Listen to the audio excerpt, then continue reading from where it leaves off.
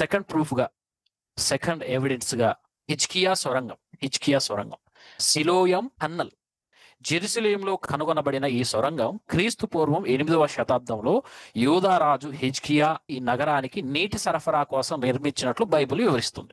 2వ రాజుల గ్రంథము 20వ అధ్యాయము 20 వచనం ఒకసారి చదవండి. 2వ రాజుల గ్రంథము 20.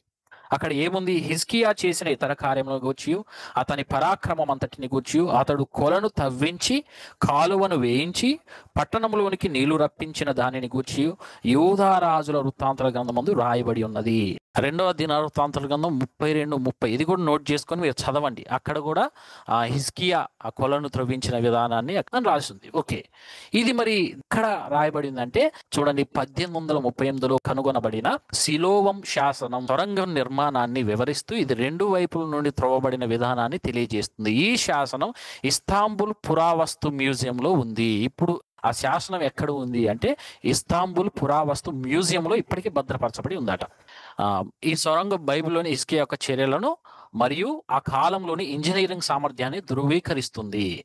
ఆ కాలంలో కూడా అలాంటి సొరంగం త్రవ్వారు అంటే ఆ కాలంలో ఎలా పనిచేశారనే విషయాన్ని కూడా మనకు అర్థమవుతుంది. మీకు చూపెడతాను, ఒక్కసారి చూడండి. ఈ వెబ్సైట్లో మనకు కనబడుతుంది. ఇదే సొరంగం, హిజ్కియా త్రవ్వించిన సొరంగం ఇప్పటికీ ఉంది. దాని గురించి వివరాలు కూడా మీరు ఇక్కడ తర్వాత చదవండి, ఈ వెబ్సైట్లోకి వెళ్ళి చదవండి. ఇదే శిలాశాసనం. ఈ శాసనం మీద రాయబడి ఉన్నది. అతను త్రవ్వించిన కొలను గురించిన విషయాలన్నీ దీని మీద రాసి ఉంది.